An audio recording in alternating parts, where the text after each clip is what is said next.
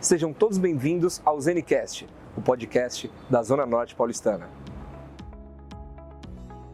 Se você mora na Zona Norte ou apenas tem interesse em conhecer mais sobre a nossa região, fique ligado, prepare-se para uma jornada cheia de informações, entrevistas e, é claro, boas histórias.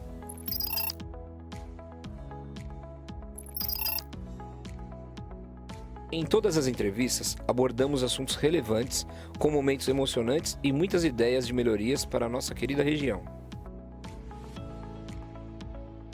A grande novidade dessa temporada é que teremos o Momento Pneus Douglas, com dicas de livros e lugares para você e sua família.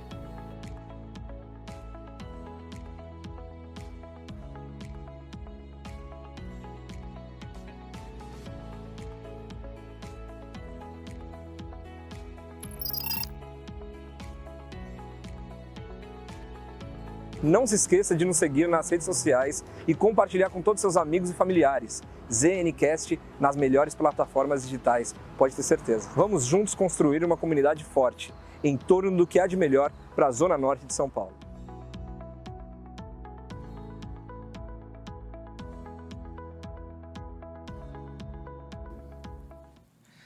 Fala pessoal, sejam todos bem-vindos ao ZeniCast, o seu podcast da Zona Norte paulistana.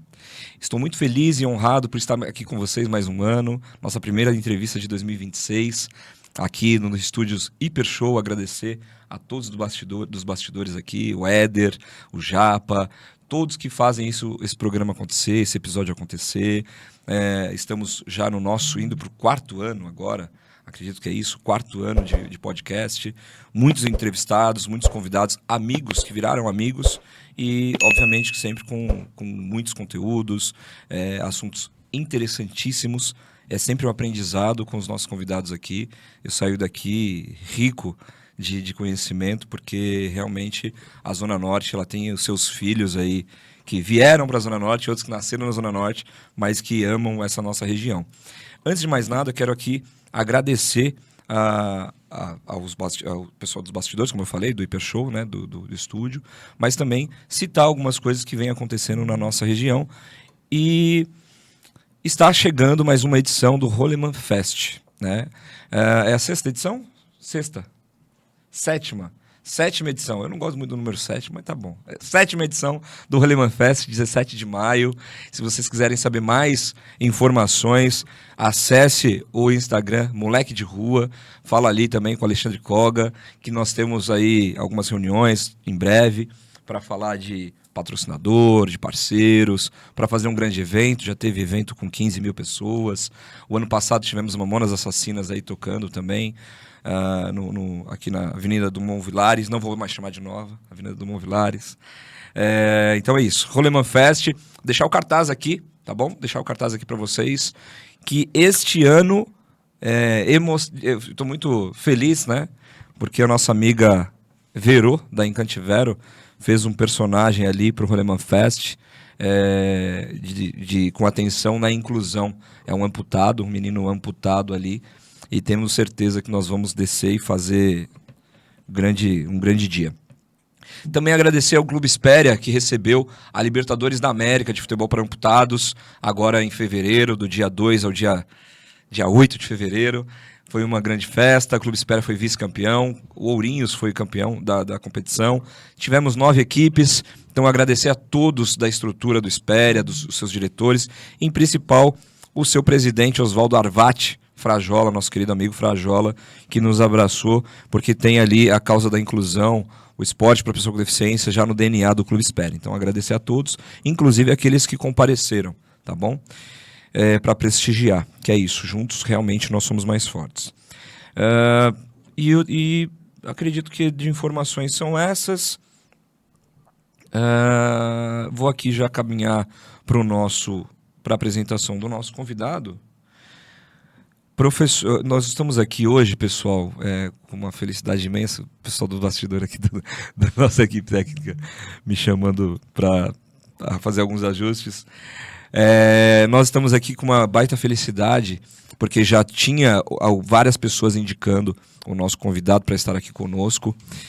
Eu posso puxar um pouquinho a sardinha aqui também Já no nosso 4º ano é a primeira vez que nós recebemos alguém do meu bairro, né, do Jardim Brasil, mesmo que não tenha nascido lá, mas tem a raiz ali no Jardim Brasil. Então, no nosso bate-papo prévio aí que nós tomamos um café, falamos bastante, falamos de futebol, enfim, vocês não perdem por esperar nesse episódio. Esse episódio vai ser algo maravilhoso. Vamos falar bastante aqui de educação, de esporte, de Zona Norte, de história de São Paulo, principalmente a questão de história, geografia de São Paulo. Então nós estamos aqui com o professor, doutor João Tomás do Amaral, casado, pai do Rafael e do Gustavo, nascido em 1954, católico de formação, mas devoto do sincretismo religioso, nascido no Cambuci, mas devoto da Zona Norte paulistana, aspas, Diego, Jardim Brasil, e presidente do Instituto Histórico Geográfico de São Paulo. Estou muito feliz e agradeço pela sua vinda. Seja bem-vindo ao nosso programa. É isso, Diego. Eu que agradeço a oportunidade de estar presente aqui, agradecer o convite super generoso e honroso para que nós possamos bater esse papo sobre as questões que forem colocadas e principalmente sobre as intervenções no Instituto Histórico e Geográfico de São Paulo. E a minha vinda jovem do bairro do Cambuci, né, do tradicional bairro do Cambuci, para uma zona norte que na época ainda era uma região formada por chácaras, né? Então, são memórias incríveis de ter acompanhado das chácaras a uma verticalização que já se aponta como uma grande cidade da cidade, né? Sim, sim, sem dúvida. E antes de mais nada, eu quero agradecer muito também a vinda do nosso amigo em comum, um cara que também nos ajuda muito em vários eventos, é um cara sincero, é um cara que nos dá várias dicas aqui para o nosso podcast, o nosso amigo Abdala. Então, Abdala, obrigado aí pela presença, também por ter ajudado a trazer o nosso convidado no dia de hoje. Tem aqui um amigo, você sabe disso, eu quero deixar isso claro aqui no podcast, porque falar ou reverenciar algumas pessoas, às vezes nos bastidores é natural, agora em público, acho que a gente precisa fazer isso para ratificar a nossa amizade, tá bom? Obrigado. Eu sei que o professor não gosta muito, mas eu preciso aqui falar um pouquinho para não ficar horas falando do seu currículo, né?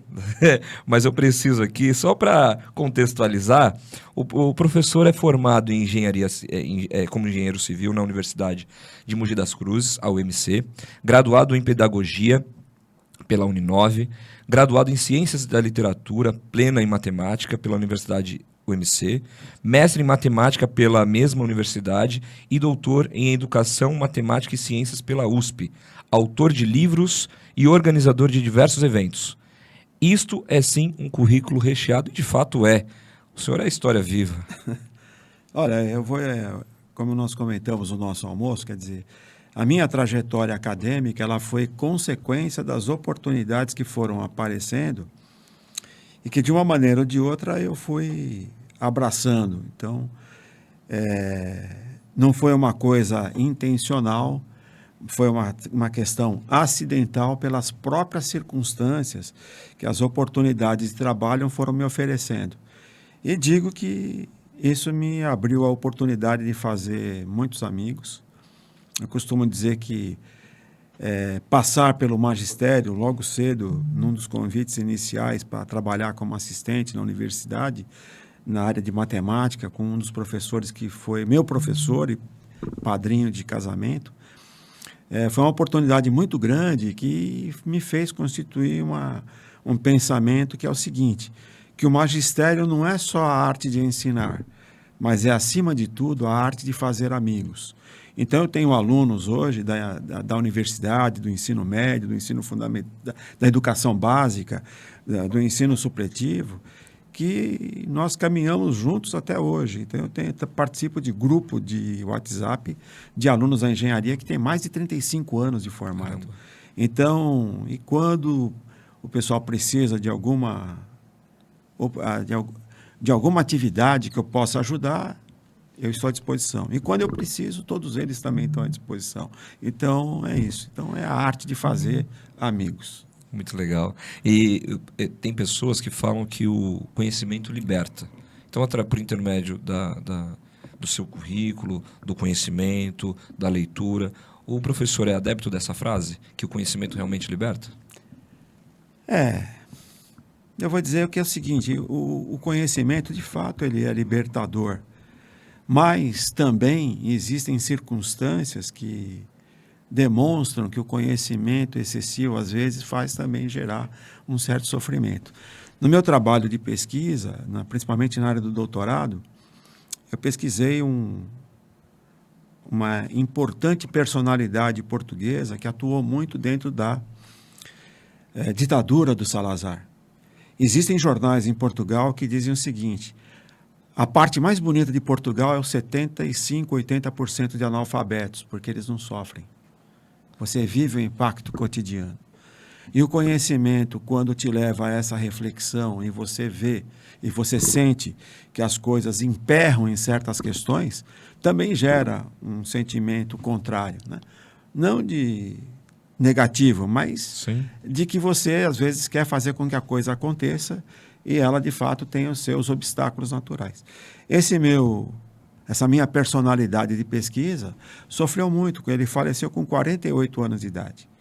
E foi convidado para vir de Portugal para ser professor na Universidade de São Paulo, na Politécnica. E sofreu um falecimento rápido por toda a pressão política. Então, veja que é libertador, porém, dependendo da forma com que você vá atuar, você também tem circunstâncias difíceis a serem enfrentadas, né? Então, mas o conhecimento é importante. Ou seja, nós temos que trabalhar. E um processo forte para a questão do conhecimento é você ter um processo de educação muito forte. E o que nós estamos assistindo ultimamente, infelizmente, é uma fragilização muito significativa.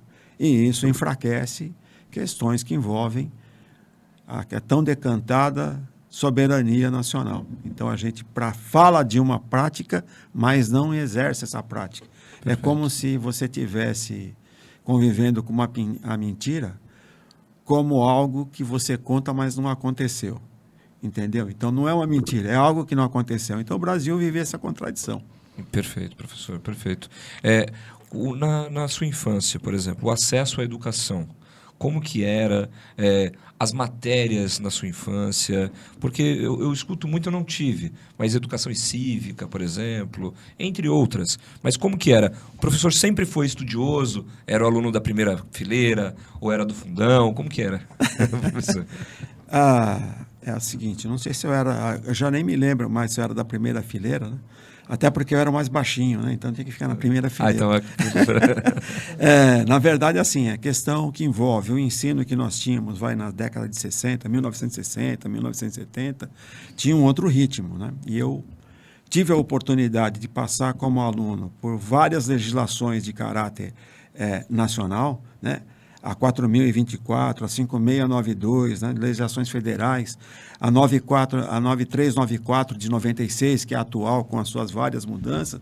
Então, o que eu vi? Desde aluno, passando como aluno nos vários ciclos, né, e como professor, como gestor, tanto da escola básica quanto do ensino superior.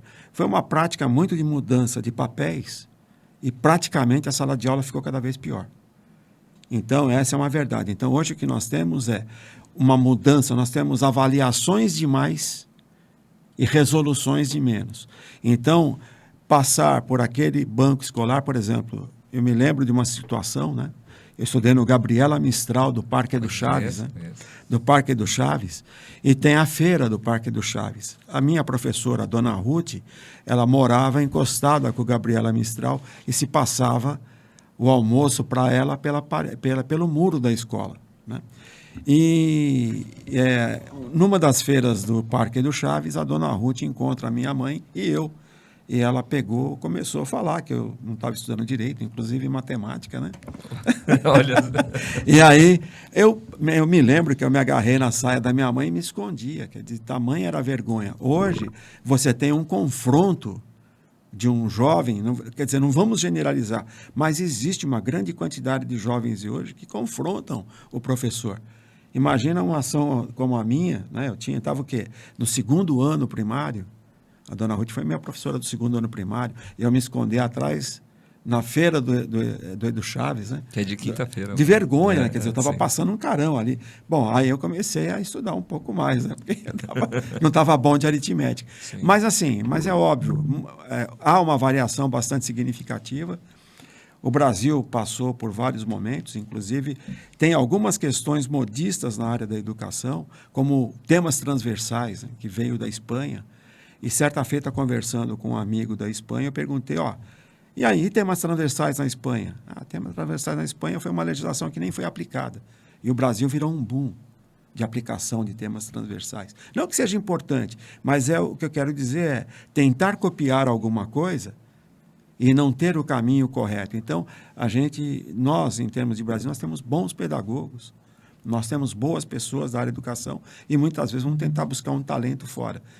E que não é que não venha, mas é que tem que estar intermeando com esses talentos brasileiros, né? Ou seja, temos aí um espaço muito significativo para acreditar na mão de obra brasileira. Eu hierarquicamente, eu sou muito brasileiro, muito paulista e muito Zona Norte. Agora finalizou a fala com chave de ouro. Agora o senhor falou metodologia transversal. Os temas transversais. Isso.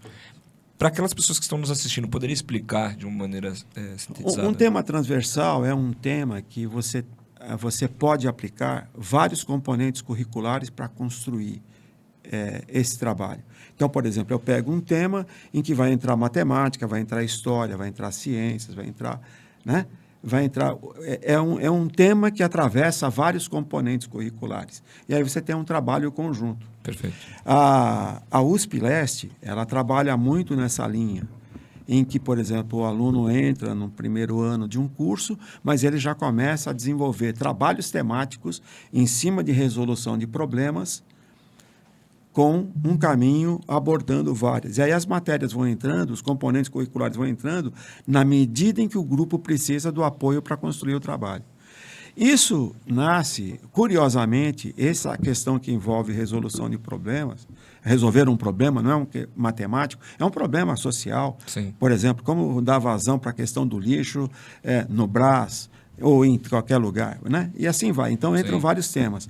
Isso vem de um português chamado Antônio Eduardo Lobo Vilela. Né? O professor Lobo Vilela, já nos anos 20 do século passado, escrevia sobre fazer um ensino sobre resolução de problemas. E, mais recentemente, aí virou um boom, a Universidade de Maastricht, o curso de medicina, trabalhando sobre resolução de problemas. Então, vejam que certos temas, às vezes, aparecem como um grande boom de mídia, só que já tem alguém lá atrás que já fez, e às vezes é menos midiático. E nós precisamos conhecer essas informações para poder dizer, isso que é midiático hoje já foi trazido, né, por alguém que convivia no momento periférico, né? Sim. Portugal é periférico da Europa. Então, e aí o que acontece? E ele esteve nos anos 40 no Brasil com a ideia de instituir uma editora portuguesa no Brasil. Perfeito. E ele publicou vários livros e depois voltou para Portugal por questões de saúde. Mas é isso. Perfeito, professor. Se o senhor puder compartilhar conosco como que foi dado as suas escolhas, ou como o professor falou inicialmente, que foram acontecendo as suas escolhas universitárias. Por que o senhor fez matemática, pedagogia? Tá. Como que foi de maneira cronológica? Explica para a gente, após o ensino médio, aí, como que se deu, por favor. Então, já começa no ensino médio, assim, eu quero dizer assim que as oportunidades foram me beijando, né, e eu fui aproveitando. No ensino médio, eu estudei no colégio na Vila Gustavo. Talvez a primeira escola particular daquela região. Vila Gustavo, Jaçanã, Jardim Brasil, Vila Sabrina, que no começo chamava Colégio Comercial de Vila Gustavo, cuja família era do professor Antônio Resque e da dona Elza. E eles tinham tido uma escola de preparação para o ingresso na admissão, porque, cabe lembrar, você me perguntou lá atrás como é que era, tinha vestibular para ir do primário, que era obrigatório, O primário era obrigatório, as 4 primeiras séries eram obrigatórias. E você tinha que prestar exame de admissão para entrar no ginásio. Caramba. E você tinha que prestar exame de admissão para ir para o colégio. E você tinha que prestar vestibular para ir para a universidade. Então, o seu Antônio e a dona Elza tinham uma escola na Avenida Jardim Japão, que era uma escola preparatória para fazer o exame de admissão para o ginásio e para o colégio. E depois eles montaram, na sequência, um colégio na Júlio Bono, chamado Colégio Comercial de Vila Gustavo. E ali concorreram muitos momentos, muitos eventos. Ali se falou de muita política, muitos trabalhos sociais, corridas de carrinho de rolemão descendo a ladeira da Júlio Bono, desfiles de fanfarra, e aí, aniversários do bairro. Foi por ali que nasceu as associações de bairro, né? Bom, enfim, e ali o que eu quis dizer, trazer isso um pouquinho, é que ali o seu Antônio, como eu entendi um pouquinho de matemática, e ao longo do ano lecionava matemática para os meus amigos de escola, ele falava, olha, você vai dar aula de matemática para quem ficou de exame de segunda época. Então, começou ali. Aí, quando eu vou para a universidade, ali também teve grandes outros momentos, né, com vários professores importantes, que era um período da ditadura, tá certo? Militar, ou do regime militar, né? Vamos colocar assim. Então, e quando eu vou para a universidade, logo no primeiro ano, eu sempre quis fazer engenharia civil, desde pequeno. Eu sempre falava que queria fazer. Se você me perguntar por quê, era uma coisa de infância, eu não sabia por quê, mas eu gostava de construção, de engenharia. E eu sempre falava, não, eu quero estudar engenharia. Pela minha mãe e pelas minhas tias, eu ia fazer medicina, né? Sim. Bom, aí quando eu entro no primeiro ano de engenharia, eu me deparo com um professor, com Antônio Silvio, que foi meu padrinho de casamento também. E ele me convida, e eu já lecionava numa escola de ensino de Madureza, e eu ficava batendo papo com ele no final da aula. Aí ele falou, pô, você gosta e tal. Eu estou te convidando para você ser meu assistente, monitor, ele, né? E aí eu comecei a monitorar e ser assistente. E logo em seguida ele me chama para fazer matemática. Aí eu fazia engenharia civil e matemática. Nossa. Aí eu fui lecionar no Alexandre de Gusmão. E aí, no Tucuruvi, para poder tirar o diploma, porque tinha que ter estágio obrigatório. Aí a dona Mirna me coloca era diretora, me coloca como coordenador de um prédio, de uma escola, de uma unidade do Alexandre de Gusmão, que era no antigo prédio onde está hoje a subprefeitura Santana Tucuruvi, que era a casa central da Fazenda dos Fidalgos. Lá tinha, na parte de baixo, tinha senzala. E aí eu fiquei por um tempo ali coordenando o ensino supletivo, já praticamente formado. Aí o que aconteceu? Aí eles me convidam para assumir a diretoria de uma escola. Aí eu fui fazer pedagogia. Aí eu fazia engenharia, matemática e complementação pedagógica. Simultaneamente. Aí, conclusão. Aí eu termino matemática, continuo fazendo a complementação, aí o Antônio Silvio fala para mim, olha, você precisa fazer mestrado em matemática. Aí eu fazia o 4º ano de engenharia, mestrado em matemática e pedagogia. E aí depois eu concluí essas etapas, né? A engenharia civil, a pedagogia, eu fiz todas as formações, magistério, administração, supervisão. Perfeito. E orientação educacional.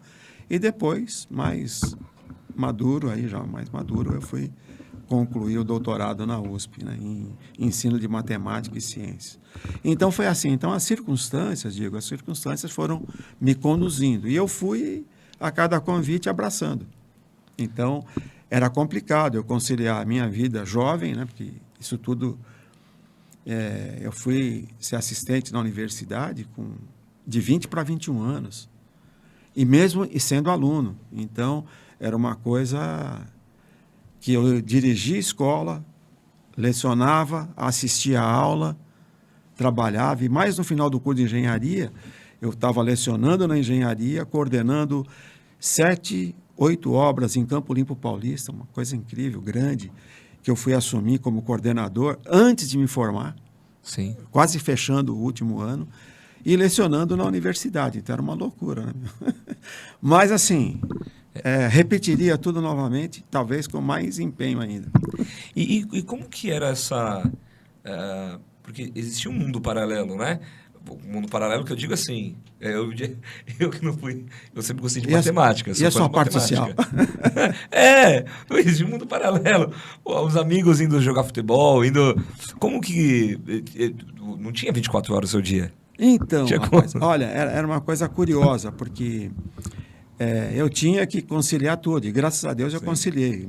Não deixei de passear, não deixei de... Muito pelo contrário, jogar futebol. Na universidade em Mogi nós tínhamos um time de futebol de professores, na Universidade de Guarulhos nós tínhamos um time de futebol de professores. Então, no meio de tudo isso, eu jogava bola. Terça-feira, num time de futebol, que o meu primo era administrador das camisarias. Como é que é? O Fernando era coordenador da... Depois eu me lembro da camisaria. Então, jogava às terças-feiras, eram os funcionários. Quarta-feira tinha jogo de futebol com os professores de Guarulhos, à tarde, e no meio das aulas. Então, quem dava aula, à tarde estava esperto para jogar. Quinta-feira, em Mogi. Sábado, no Bola de Prata. Domingo, no Guapira. Então... Aí tinha essa é a parte publicável. Pronto. Tá certo. Professor também fez parte da gestão de vários outros empreendimentos, dentre eles o Isaac Newton. Esses outros empreendimentos, eu queria que o senhor falasse um pouco sobre isso. Do Isaac Newton, inclusive, porque também é um grande colégio ali da região, né? Não, sim. Antes do Isaac Newton, eu tive a oportunidade de ser sócio de uma das unidades do ensino supletivo Alexandre de Gusmão. Fizemos um excelente trabalho. Tanto é que o Isaac Newton ele foi continuação de uma das unidades do Alexandre de Gusmão na Vila Gustavo. Perfeito. Então, foi assim... são dois grandes momentos assim da minha vida pessoal, né, da parte bem particular mesmo. Perfeito. Que me dão bastante alegria de ter participado. E nós transformamos a unidade Ensino Supletivo Alexandre de Gusmão, né, no Colégio Sir Isaac Newton. Que é o Alexandre de Gusmão, é o ESAG. O ESAG, isso, que foi talvez uma das maiores instituições de ensino supletivo do Estado. Na época tinha o Santinês, que também era uma grande instituição de ensino supletivo.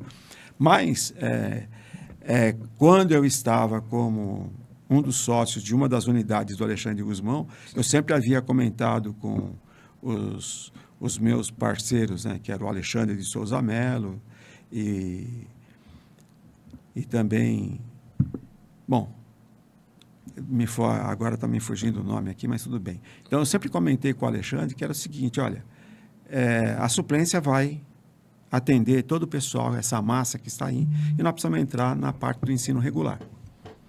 Mas eles nunca apostaram. E aí até houve a oportunidade de nós voltarmos a assumir a unidade Vila Gustavo, transformamos o ensino de suplência num ensino regular. E, óbvio, nós fizemos ali grandes trabalhos, trabalhos excelentes. Para lá convergiram professores, fizemos lá vários congressos de educação matemática. Recebemos praticamente mais de 1.000 pessoas. Recebemos conferencistas dos Estados Unidos, do Chile, do Uruguai, da Argentina. E isso que eu estou contando aqui, desses congressos de matemática, que vinham pessoas de várias localidades do Brasil. Lá foi o primeiro? Foi dos primeiros, porque na época eu presidia a sociedade, eu fui um dos fundadores e presidia a Regional São Paulo da Sociedade Brasileira de Educação Matemática. Então, eu fui presidente durante vários anos e nós fizemos vários encontros regionais, estaduais, em nível nacional e em nível internacional. Em nível internacional, nós fizemos na Universidade de São Judas, onde eu coordenava o curso de pós-graduação. E isso que eu estou te contando, Diego, isso está registrado nas páginas da Gazeta da Zona Norte. Né? A Zona Norte, a Gazeta da Zona Norte, né, cobriram esses momentos.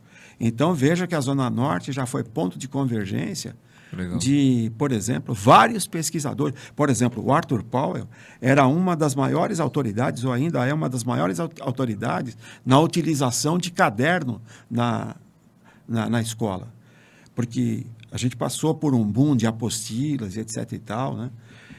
Essas coisas consumíveis. E uma das coisas importantes que a Europa até hoje faz, quando você começa um ano letivo na Europa, você vai no supermercado, aquilo está abarrotado de 3 tipos de caderno. Um caderno com pauta, um caderno quadriculado e um caderno com folhas em branco, sem pauta, sem nada. E o Brasil é que entra nessa história da apostila, isso não existe em outros lugares. Nada contra, tá certo? Mas uma das questões centrais é assim que, às vezes, se começa a vender muitos modismos e que esses modismos não surtem um efeito.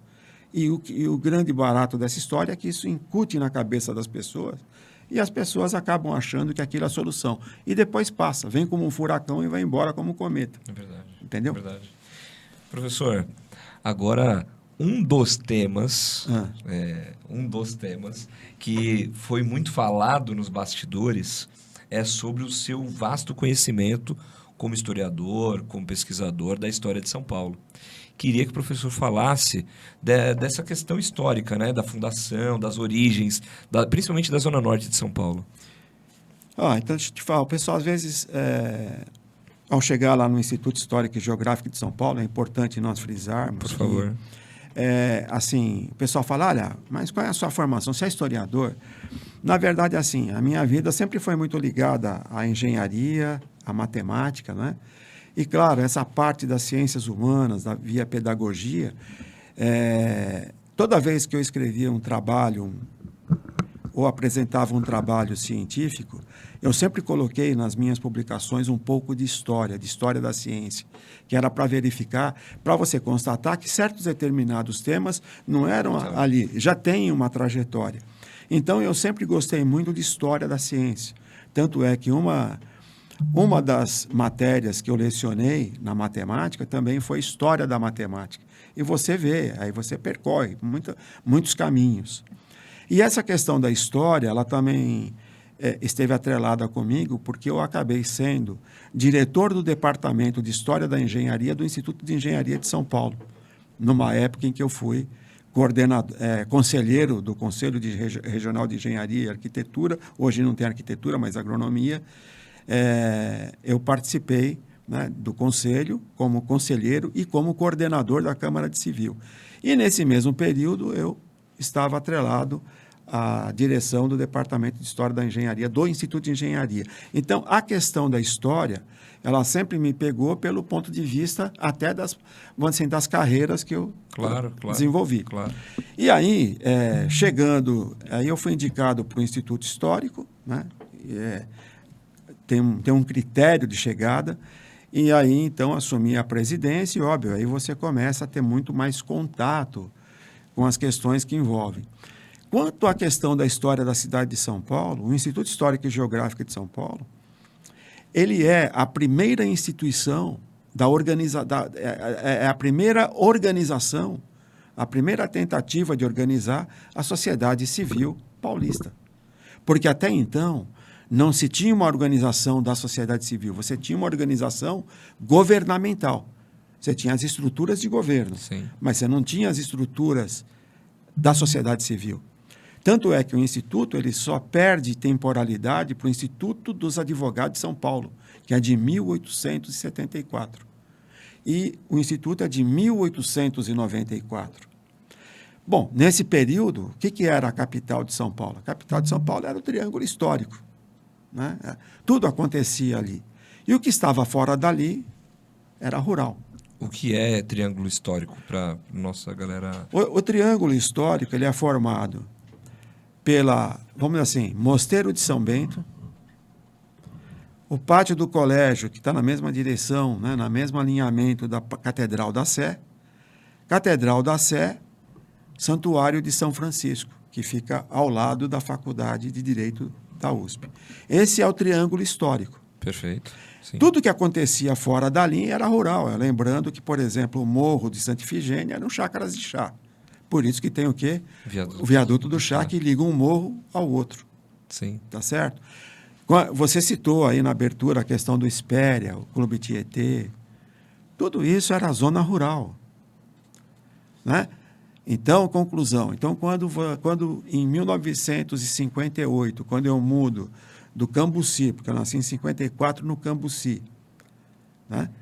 Cambuci já tinha sido bombardeado na Revolução de 24, tem vestígios na igreja, e que nós mudamos para o Jardim Brasil, da posição em que nós estávamos, que nós moramos até hoje, hoje tem lá as casas, né? Que nós morávamos, dava para ver o trenzinho da Cantareira passando no Jaçanã. Caramba. Eu via aquilo, campo aberto. Tá certo? Porque hoje tem as edificações, tem alguns prédios, mas aquilo era tudo campo aberto. Então, sentado na beira do córrego que passava na nossa casa, ali que eu pescava, meu pai pescava, nós víamos o trenzinho da Cantareira passar. Né? Então, assim, é importante entender que, por exemplo, vamos dizer assim, em menos de 70 anos, nós extirpamos um processo rural para um processo urbano. Olha o que virou e como virou a Zona Norte, né? Desde das pontes ali que ligavam, passavam pelos rios, que eram de madeira, e aí você fala de Santana, você vê Tucuruvi, você vê Jardim Brasil, e esse contexto histórico aí, em curto espaço de tempo, porque pouco tempo. Sim, então, aí, por exemplo, quando nós mudamos para o Jardim Brasil, em 58, Copa do Mundo, eu me lembro, garoto, de ver os balões, né, e tal, no céu. Sim. E ali eram todos, você que gosta de esporte, eu também, futebol, ali era tudo campo de futebol e chácaras. O que não era chácara era campo de futebol. Né? Então, ali em torno da gente tinha o campo aqui da Ban Sergipe, tinha o campo do Nacional, o campo do Estrela. Né? E para lá convergiam times de futebol para jogar que em outros bairros não tinha, da Vila Medeiros, né? Da Vila Gustavo, que tinha o Canto do Rio, que tinha o Estrela Vermelha da Vila Nive. Que tem até hoje, Estrela Vermelha. Então, então o que acontece? Então, são coisas interessantes, né, de uma cidade que se transformou de um triângulo para um polígono completamente irregular. Né? Ou seja, nós tínhamos um triângulo e hoje nós temos uma cidade formada por vários lados. E curioso nessa história é que esse desenvolvimento fez com que as várias regiões da cidade, elas também têm os seus centros, e às vezes muitas delas têm mais de um centro, que na verdade fazem com que você tenha uma população que hoje acaba desconhecendo toda a história da cidade por conta que não vai ao centro histórico da cidade. Que inclusive eu queria que o senhor fizesse esse convite, olhando para aquela câmera, para as pessoas conhecerem também mais do Instituto Histórico. Bom, o Instituto Histórico está fundado em 1894, tem 132 anos, vai caminhar para 132 anos. E uma coisa importante é que nós estamos no mesmo endereço há 122, já fez 122, né, que é na Rua Benjamin Constant 158. Então, nós temos lá algumas exposições permanentes, até porque o Instituto continua com a mesma característica. Qual é a característica do Instituto? A característica do Instituto é uma vertente acadêmica em que os membros pesquisam e publicam os temas relativos à história e geografia, e uma parte museológica. Então, nós temos lá, continuamos, tanto é que brevemente, na próxima semana, nós estamos lançando 2 revistas que estão atrasadas, e este ano a gente pretende lançar 5 revistas, porque o compromisso estatutário é de 1 por ano. Então, conclusão. Então, tem essa vertente acadêmica de pesquisas históricas e geográficas, e tem a vertente museológica.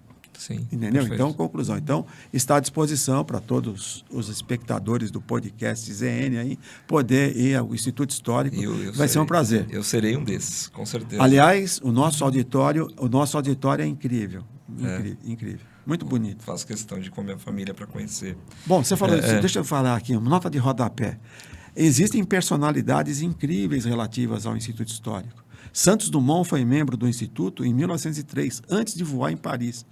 E ele foi eleito membro do Instituto, por conta de ter descoberto a dirigibilidade dos aviões. E nós temos informações sobre aviação, porque até então não existia o Ministério da Aeronáutica, né? Ele vai existir bem depois. Então, é importante entender que São Paulo e membros do Instituto participaram do IPT, desenvolvendo peças de aviação para a aviação paulista em madeira. Então, nós temos informações nas nossas revistas de muitos temas importantes vinculados à cidade de São Paulo. Então, é importante entender que várias personalidades... Falamos do viaduto do Chá. Eu não sei quem sabe, mas o viaduto do Chá, quando foi construído, teve forte polêmica, né? Foi construído o viaduto para ligar os dois morros, né? O Morro Central com o Morro do Chá, e aí era cobrado pedágio.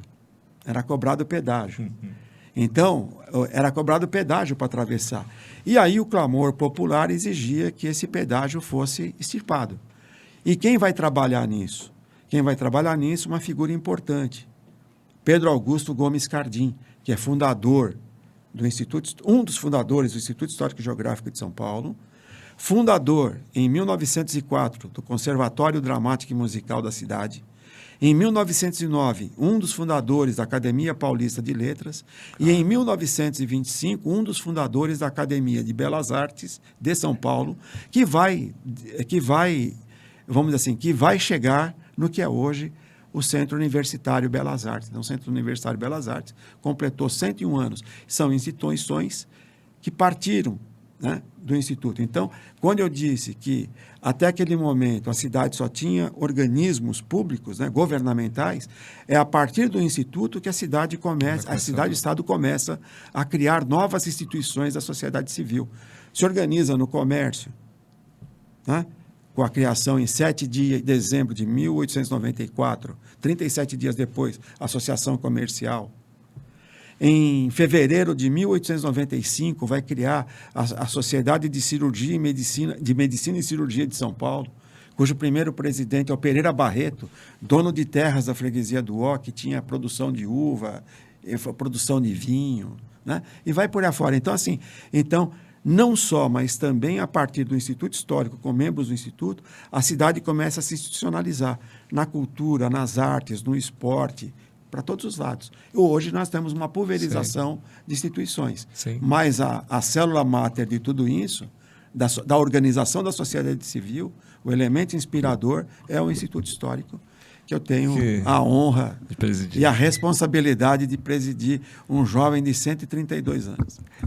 Mas com conhecimento, assim, eu vejo, acompanhando aqui, eu fico de boca aberta, porque o senhor fala de datas, de nomes, e de uma maneira assim, sem pausar, né? Olha, nessa data foi fundado o Instituto tal, por intermédio tal, fazendo um elo, um link de um com o outro, Olha, de se admirar mesmo. Sabe que a dádiva da temporalidade te faz essas coisas, né?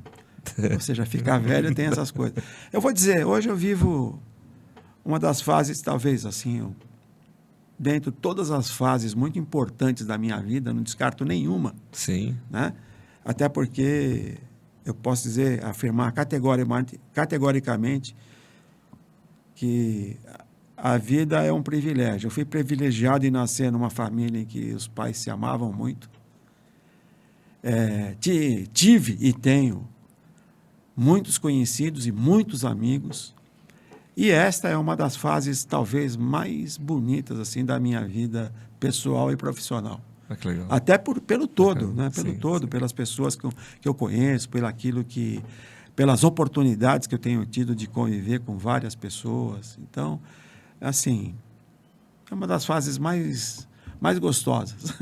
O professor João é filho de... Nome da mãe e do pai? Maria Emília do Amaral e Belarmino do Amaral. Descendentes? Dois portugueses. A avó Miloca de Trás-os-Montes, de uma região chamada Mourão, que pertence ao concelho de Vila Flor, onde Dom Diniz passou, né, abençoando e criando vários momentos oportunos, que tem vestígios romanos por lá. e que pertence à capital dessa região de Trás-os-Montes, é Bragança. Em Portugal tem 2 capitais, Bragança e Vila Real. E o meu pai é um português nascido numa aldeia, dentro de uma herdade, ou seja, uma grande fazenda, que pertence a Forniçô, ao Conselho de Viseu, que é uma região muito moura, e o Trás-os-Montes, uma região muito judaica. Sim. Então, tanto é que em Vila Flor você percebe essas construções muito claramente. Construções judaicas, construções mouras e construções romanas. Então, essa dupla veio se conhecer no Brasil. No Brasil. Veio se conhecer no Brasil. A minha mãe veio para morar com os meus tios-avós, no Cambuci. Meu tio-avô tinha uma quitanda. Depois mudaram para o Jardim Brasil. E meu tio Cabral acabou vendendo terrenos no Jardim Brasil e tal. O tio Cabral era uma figura incrível. A minha tia-avó, Adelaide, um coração incrível. E aí o meu pai veio para o Brasil, depois de ter ficado sendo criado pelos tios. O meu avô veio com 1 ano de idade para cá para ser vendedor de mamão no Mercado Grande. Ele vendia frutas para quitandas.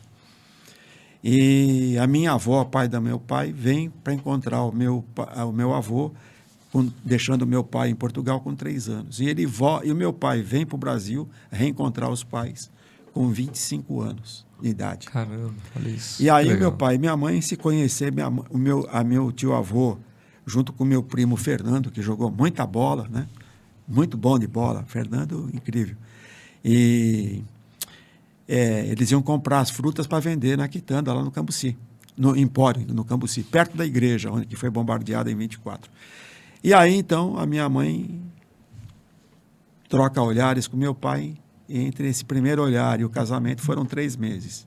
Sim. E a vida inteira juntos. Eu temia que a minha mãe falecesse antes do meu pai. Meu pai não suportaria essa dor. Olha isso.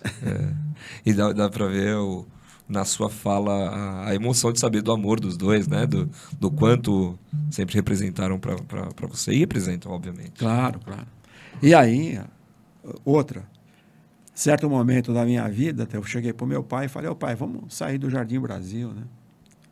Tá meio complicado e tal.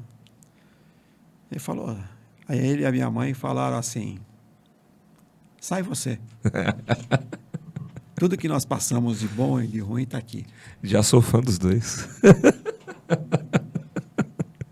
E depois, quando meu pai falece, eu faço a mesma proposta para minha mãe, aí eu vim morar em Santana, né? Sim. Aí eu vim morar no Condado de Santana. Condado. Vim morar no Condado de Santana. Fala para meus amigos ouvirem. E aí, eu costumo dizer que Santana é a capital da Zona Norte. Sim.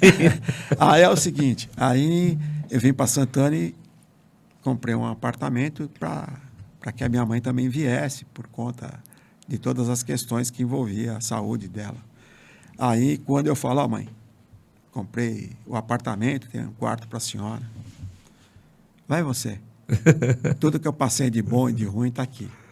Olha isso, legal. Eu só preciso discordar de uma fala do senhor, do professor, que a capital de Portugal chama-se Ilha da Madeira, porque o melhor do mundo é o CR7.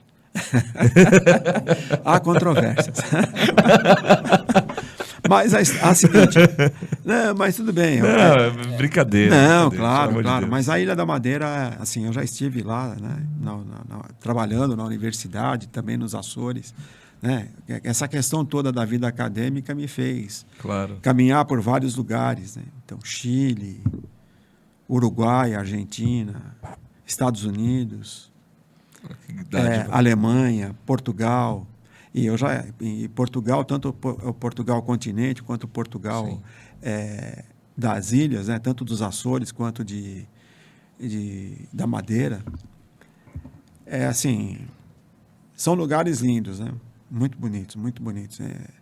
Recentemente eu fiz um trabalho com uma amiga que ela dirige, né? A professora Helena dirige o departamento de matemática lá na Universidade dos Açores e fizemos um trabalho aí o ano passado lá com um grupamento dela. E já tive presencialmente lá também em vários congressos. Sim. Então, assim, e também, né, essa questão toda, tanto da parte acadêmica, da vida envolvendo a parte de matemática e de engenharia, eu tive a oportunidade, né, de essa formatação de estudo e esse meu envolvimento com as universidades e também com a Sociedade Brasileira de Educação Matemática e outros organismos. Eu viajei o Brasil inteiro dando cursos, eu conheço o Brasil todo, eu viajei, já passei assim, tem circunstâncias homéricas para contar, tem que ser... Mas a gente volta e faz... E tem coisas que não dá também, né, professor?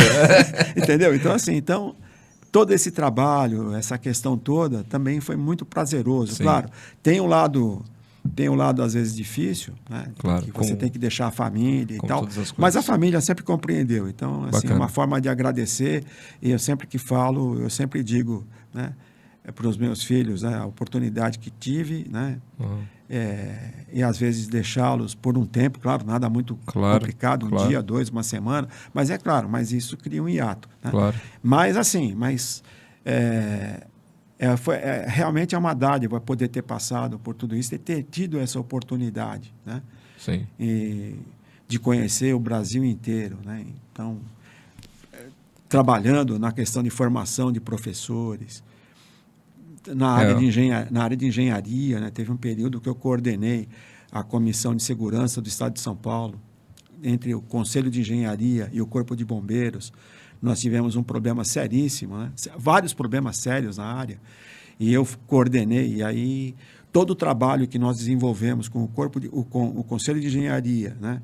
Na época eu estava na presidência dessa comissão, foi esparramado para o Brasil inteiro. Então, viajar por São Paulo, nas várias regiões, né? Nas várias associações de engenheiros, arquitetos, para poder falar desse trabalho, daquilo que foi difundido, né? Então, um legado sólido. São coisas interessantes, assim, são coisas de muita responsabilidade, mas que trouxeram, assim, uma satisfação grande, né? Que nem, por exemplo, acho que no nosso bate-papo, durante o almoço, conversar sobre a questão que envolveu a comissão que eu presidi do túnel Ayrton Senna, quando descolou parte do concreto, que nós tivemos que fazer análise. Infelizmente, né, a explosão do Osasco Plaza Shopping, eu fui o primeiro civil a entrar, tem uma foto no jornal Folha da Tarde, que eu devo ter em casa, mas isso já deve estar digitalizado. E nós podemos trabalhar nessas comissões para poder desenvolver atividades. Então, assim, é muito gratificante poder fazer uma reflexão sobre todas essas atividades e poder falar, olha, tem um trabalho contributivo para a sociedade. E uma coisa importante, isso nunca teve dinheiro envolvido, muito pelo contrário, é doação de trabalho acadêmico daquilo que a universidade, por exemplo, me deu, mesmo eu fazendo algumas escolas de caráter particular e também tendo a oportunidade de estudar numa Universidade de São Paulo, fazendo doutoramento. Até hoje nós temos um grupo de pesquisa lá liderados pelo professor Nilson. É uma forma de você devolver isso, porque daqui a gente não leva nada, a parte material, o dinheiro vai se movimentar, grandes economias já caíram, grandes impérios já caíram e a humanidade está aí. Então, assim, a questão que envolve, claro, nós precisamos manter a infraestrutura familiar, mas o mais importante, um dos pontos mais importantes também é saber que você pode contribuir para a sociedade de forma que isto é uma forma de dar o retorno para a sociedade, daquilo que a sociedade também te ofereceu. É verdade, é verdade. Isso é tangível. Uma pergunta. A capela dentro do Solar dos Andradas pode ser considerado o começo da Zona Norte? Olha, é óbvio que sim, porque, na verdade, assim, você tem talvez alguns pontos importantes aí a serem discutidos no que tange essa questão da Zona Norte. É importante entender que essas terras elas estavam distribuídas por algumas ordens religiosas. Por exemplo, o Jardim São Bento. Por que é Jardim São Bento? Porque essas terras pertenciam à ordem beneditina. E é importante lembrar que conversando, e assim, tomando conhecimento, e tem muita coisa a ser desvendada ainda, Sim. A Zona Norte, nessa região, onde, por exemplo, eram as terras beneditinas, ali tinha um observatório astronômico, que poucas pessoas sabem desse observatório astronômico, porque tinha um monge beneditino que gostava da astronomia e o observatório dele era aqui. Caramba, olha isso. Eu escrevi num WhatsApp para o Fábio, mas o Fábio não devolveu o retorno, né? Quanto a que é o seguinte, eu falei para ele, ó, Dom Pedro esteve aí, ó. Dom Pedro esteve em Santana, Dom Pedro II. Dom Pedro II. Teve um evento agora, que foi o 8º colóquio dos institutos históricos estaduais em Goiânia. E cada instituto apresentou um tema, ou alguém representando o instituto apresentou um tema relativo a Dom Pedro II. Sim. E juntamente com o professor Jorge Pimentel Sintra, nós fizemos um trabalho que é as 4 viagens de Dom Pedro II a São Paulo, né? E aí, então, eu relatei. E aí o professor Jorge não pôde ir, e eu fui representando o Instituto Histórico e Geográfico de São Paulo, e lá eu relatei. Numa das viagens de Dom Pedro II, ou em 2 delas, ele esteve aqui em Santana. Veio a Santana. O que era Santana? Rural, totalmente rural. Se eu estou falando que em 1954, o Clube Espério, o Clube Tietê, estava na zona rural da capital, né? Imagina na época de Dom Pedro II, antes da República.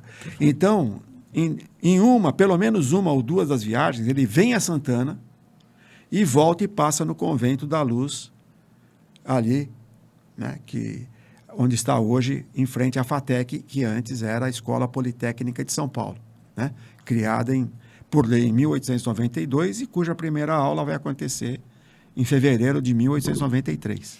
Né? Então, o que acontece? Dom Pedro passou por aqui. Então, a presença imperial também esteve aqui na Zona Norte. E nós temos que lembrar a respeito disso. É importante. Por exemplo, outro exemplo de que a Zona Norte tem que ser reverenciada é que os primeiros experimentos de radiodifusão aconteceram do Morro de Santana, com o padre Landel de Moura, para a Avenida Paulista.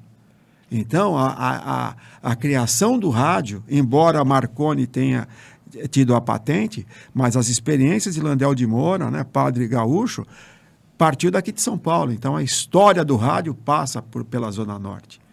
Então, são importantes aspectos. Por exemplo, nós conversamos lá atrás sobre a questão do Parque do Chaves. Sim. Por exemplo, Parque do Chaves. Por que Parque do Chaves? Porque lá estava o hangar do aviador Eduardo Chaves. Perfeito. E aí, voltando ao Jardim Brasil, eu tenho um mapa do loteamento inicial. O mapa Jardim Brasil é porque a loteadora era loteadora imobiliária, loteadora qualquer coisa, Brasil. E aí virou Jardim Brasil, tá certo? E aí a principal avenida do Jardim Brasil, tirando a Jardim Japão, que hoje se chama... Não, o senhor que vai falar. Não, fale. Não, o senhor... Ele está se recusando a falar. A Roland Garros... Quem mora em Santana fala Roland Garros. Quem mora no Jardim Brasil fala Roland Garros. Roland Garros.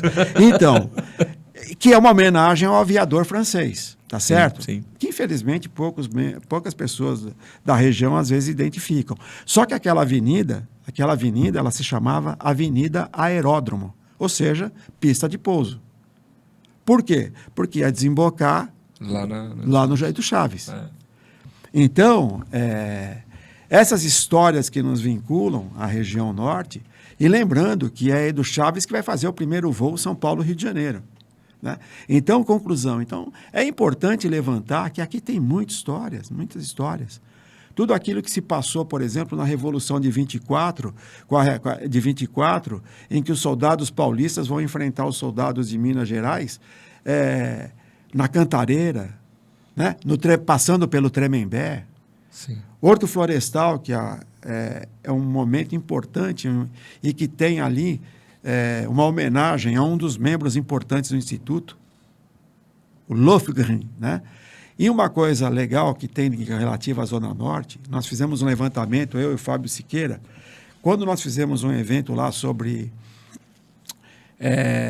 o centenário do rádio, nós chamamos lá para homenagear 3 pessoas no Instituto. Laura Cardoso, Ari Silva e o maestro Mário Albanese. E nisso, nós, ao homenagearmos o Ari Silva, nós travamos o contato com a Gazeta da Zona Norte e nós nos propusemos a fazer um trabalho que, infelizmente, está tudo levantado lá e não demos sequência, que era levantar as ruas da Zona Norte, cujos patronos dessas ruas, cujos homenageados foram membros do Instituto. Sabe quantos nós temos? Não faço ideia. 100. Mais de 100. Mais de 100. Aliás, começa pela avenida principal que chega, Santos Dumont. Sim. E uma das mais recentes homenagens é o professor... Caramba, está me fugindo aqui. Mas vou me lembrar daqui a pouco. Então é o seguinte, na Vila Nive. Perfeito. Então, assim, Afonso Schmidt, né, tem vários, ou seja, imagina, 100 pessoas com vinculação ao Instituto que estão homenageados aqui na Zona Norte. Acredito. E falando da história do Brasil e da Zona Norte, o professor pode destacar um nome, o principal, no seu ponto de vista, é claro, um nome da história do Brasil, isso a nível Brasil, e um outro nome a nível Zona Norte, da história brasileira.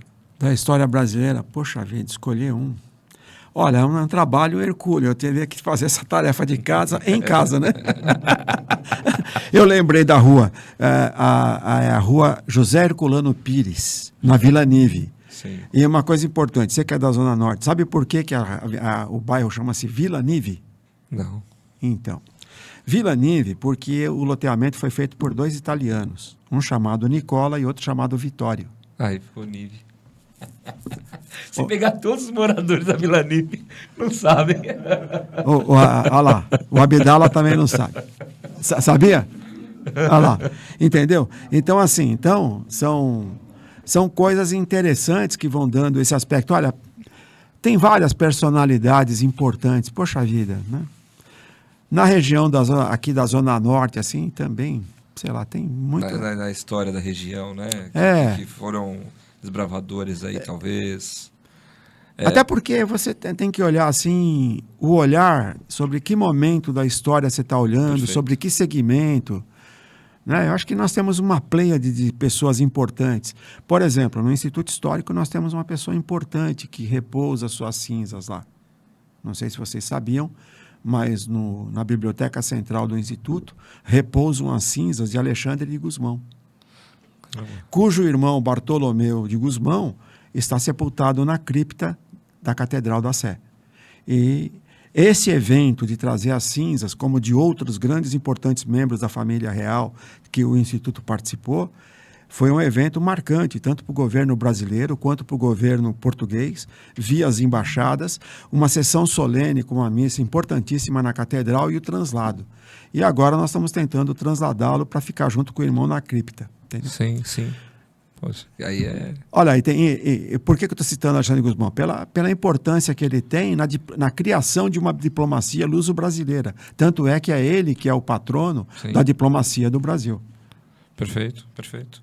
E o professor, além do currículo, além do futebol, qual time que o professor torce? Olha, é o seguinte, foi duro escolher, mas eu escolhi o time do Pelé, eu sou santista. O Pelé, entende? Então, o nosso amigo que é o Nicanor, né, sósia do Pelé. E a história é a seguinte, e como engenheiro, né, certa feita eu estava fazendo um grupo de palestras no litoral de São Paulo, no litoral sul, né? Santos, Peruíbe, São Vicente, para uma série de associações de engenheiro por conta das atividades da Comissão de Segurança do Estado de São Paulo, né? Que estava mudando a legislação, quando começou a mudar a legislação. o Santos estava disputando o Campeonato Brasileiro e ganhou do Atlético Mineiro, acho que de 4-0, 4-1. Aí o presidente do CREA, naquela época, que também era diretor do Santos, ligou para uma das pessoas, ou para o Ademir ou para o Estevam, e aí, cadê o Joãozinho, né? Aí, na época era Joãozinho, agora já nem tanto. Aí, é o seguinte, o poder público aqui de Santos está interditando o estádio, nós precisamos dele aqui e tal. Legal. Aí, conclusão, ele não pode subir para São Paulo, né? Nós tínhamos que retornar, né? Aí eu fiquei no outro dia para fazer um grupo de reuniões. Eles queriam deixar só entrar 5.000 pessoas no estádio. Sim. E o Santos precisando de dinheiro, né? Ganhou de 4 a pouco do Atlético Mineiro. Bom, aí eu participei da reunião e aí era 5.000, 10.000, 15.000, aí chegou na lotação completa, né? Então, mas foi um momento delicado, mas só que é o seguinte, vai ser lotação completa, mas se tiver algum problema, nós vamos te prender. Aí eu ganhei 2 camisas, aí eu consegui liberar o estádio do Santos. Aí foi com o coração também. Coração. Aí eu ganhei 2 camisas, eu falei, eu tenho 2 filhos são paulinos, quem sabia que essas 2 camisas mexem? Não conseguiu mexer. Não, eles continuam são paulinos. Eu já vi aqui, ó, falou, acho que a sua avó, que era Adelaide? Vó Adelaide. Adelaide, minha esposa é Adelaide. Jardim Brasil. Os filhos são paulinos. Pô, é um irmão já. Não tem jeito. Minha esposa é Adelaide também. E, aliás, a avó Adelaide, ela tinha um bazar na Avenida Central, onde é o ponto do ônibus, tem a padaria, tem um bazarzinho, ela tinha um bazarzinho lá. Então, todo dia de manhã ela caminhava pela rua Edgar Rosante. E até o final, para chegar no bazarzinho, para no final da tarde ela voltar. Figura. Essas memórias são... Bom, e o meu tio Cabral vendia frutas com a carroça. E uma vez, então, eu garoto, nós estávamos vendendo fruta, e aí no Jaçanã, rapaz, tinha um atoleiro. Ele foi tentar passar no atoleiro, a carroça entravou e nós voamos. Aí o pessoal arrumou roupa para a gente voltar para casa. Sabe que é o seguinte, contar aqui coisas pessoais. Na Avenida Aeródromo, não era Roland de Garros ainda, eu assisti toda a retirada daquela turfa, porque ali são muitos córregos, né? Então a retirada da turfa, o asfaltamento, o meu tio Manuel tinha um empório lá na praça do Edu Chaves, então eu ia levar todos os dias, pequenininho, ia levar o almoço para ele, que a minha mãe fazia. E aí é o seguinte, meu tio avô, o tio Cabral, tinha essa potranca. Ele gostava de cavalos e tal, e tinha essa potranca. E um dia, levando a potranca para o pasto, eu levei uma mãozada. Eu troquei todos os dentes da frente com a mãozada dessa potranca. Na Avenida Aeródromo. Vulgo Roland de Garros ou Roland Garros. Não. Nós somos raiz. Roland de Garros. Sabe que eu tenho uma cicatriz aqui na canela? Porque quando eu ia para a escola, era garoto, estava no ginásio, e estava começando a asfaltar a Jardim Japão. E aí, então, eu comecei a pular de sarjeta em sarjeta que estava depositada no chão para colocar na posição. Uma estava falsa, uma estava em falso, caí, bati a canela na outra, um corte assim grande. Olha isso. Então, lembranças do Jardim Brasil. Grande lembrança. O professor, também, lógico, Jardim Brasil, Zona Norte, futebol, não podemos deixar de falar de música. O professor gosta de chorinho, programa de rádio. Queria que o professor falasse um pouco sobre o tema. Então, rapaz, tudo isso nasceu no Jardim Brasil, indo para Vila Gustavo. Sabe que eu comecei a gostar de choro? Não adianta, vocês de Santana, deixa a gente aqui hoje. Sabe que é o seguinte, eu terminei o primário,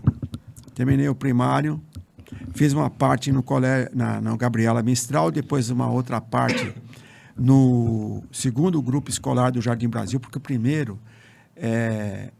grupo escolar era uma escola de madeira, numa pracinha que nós fizemos ali vários eventos de aniversário do bairro, inclusive fizemos um evento chamado Matemática Recreativa na Praça, cuja quantidade de público só foi perdida para o evento musical, de um conjunto lá famoso, nas várias vezes. E aí tinha o primeiro grupo escolar de madeira, ali nessa praça, que está Não vou lembrar a rua, depois eu lembro. Então era o primeiro grupo, depois foi construído o segundo grupo escolar do Jardim Brasil, que hoje se chama Eurípides de Castro, que está na esquina de casa. Então, o que acontece? Nós morávamos ali, depois o ginásio eu já fui fazer na Vila Gustavo, no Colégio Comercial da Vila Gustavo. Sim. Bom, nessa trajetória tinha um sistema de alto-falantes, que é o sistema de alto-falantes do Faísca. O Faísca era da música, né? Era o trio Faísca, Pinga Fogo e Inha Benta. E o Faísca sempre foi uma figura muito importante da música, porque para lá convergiram vários da música sertaneja, Tonico e Tinoco, vários. E eles iam também para a rua de casa, porque a família do Valdemar, um amigo de infância, ele tinha 7 anos, eu 5, né? Nós somos amigos até hoje, né? Na família do Valdemar, era ponto de encontro de música, porque eles tinham uma dupla sertaneja, o pai também, o seu Hermínio, gostava de música, então para lá convergiam. Então vinha a Faísca, olha, todo o pessoal da música sertaneja raiz. Bom, e aí quando eu ia de casa para o colégio, tinha um sistema de alto-falante. Como você não tinha muitas construções, o que acontece? Aquilo pegava o bairro todo. E ali era o sistema de publicidade, então ele fazia rádio local, o sistema de alto-falantes, né? Bom, e aí ele apresentava o comércio local, e entre essas apresentações do comércio local tocava a música. E aí, o que aconteceu? Eu tinha nessa época 10, 11 anos, e aí então o que acontecia? Tocavam algumas músicas, sertaneja, e aí começava a tocar choro, Jacó do Bandolim, hoje que eu sei que é Jacó. Aí eu comecei a ouvir aquilo, né? Poxa vida, e comecei a me identificar com a música instrumental de choro. Guilhermando Reis. E aí, quando eu ia com a minha mãe para a cidade fazer compras para vender no bazar e no empório, eu ia ali na ladeira Porto Geral, tinha umas lojas de disco, aí eu comecei a perguntar com 10, 11 anos, eu comecei a comprar uns discos ainda de Carnaúba. E tinha uma vitrola em casa. Aí o meu pai falava assim para mim, o que você gosta dessa música que é pim, pim, pim para lá, pim, pim, pim para cá? Ele não entendia nada, né? Era música portuguesa, né? E eu ia guardando. Então eu comecei a guardar. Aí o que acontece? Aí eu ia comprar pão. Aí eu ia comprar pão na padaria Pão e Vinho, que já fechou, na Roland de Garros, que era a esquina da Roland de Garros com a Criciúma. Perfeito. O seu Alberto, eu ia comprar pão 3 vezes por dia de manhã. Aí o seu Alberto falava assim, Joãozinho, quantas pessoas tem na sua casa?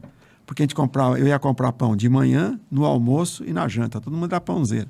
Falei, não, né? Ele conhecia minha mãe, meu pai. Ele me provocava, né? Eu era garoto. Só que é o seguinte, eu ia comprar pão e ficava com o troco do pão. Uhum. Para 2 coisas. Pagar o time de futebol e comprar disco de choro. E aí eu fui guardando. E hoje tem lá uma coleção, assim, que eu só não tenho placas metálicas. Eu tenho disco lá, assim, raríssimos. Que vamos ver o que nós vamos fazer. Então, assim, aí começou. E aí, o Faísca, depois, lá na frente, o Faísca tinha uma rádio comunitária lá na na Roland de Garros, a Expresso. Aí o Faísca, vamos fazer um programinha de choro aí, domingo de manhã. Aí legal, aí eu fui fazer o programa de choro na rádio comunitária. E depois de um tempo, o Faísca falou para mim assim, esse programa tem que ir para uma rádio oficial. Aí ele tinha marcado entrevista na Scala FM, na Mais FM. A Scala queria um programa de música instrumental das 7 às 8. Pô, como é que eu ia para Paulista todo dia das 7 às 8, né? E nas casas André Luiz, na Rede Boa Nova de Rádio. Aí, certo dia, marcou as entrevistas, nós fomos lá. Estava no colégio, né? Vamos lá, vamos. Aí nós fomos para as casas André Luiz. E aí, conversando lá com o seu Getri, com o seu Osmar, vimos tudo, falei do projeto e tal. Aí, claro, já conhecia as casas André Luiz. Aí, quando nós saímos, eu falei para o Faísca, era já um pouquinho à tarde, eu falei, Faísca, vamos deixar as outras rádios para depois. Imagina aí, se todo mundo quiser o programa, como é que eu vou escolher?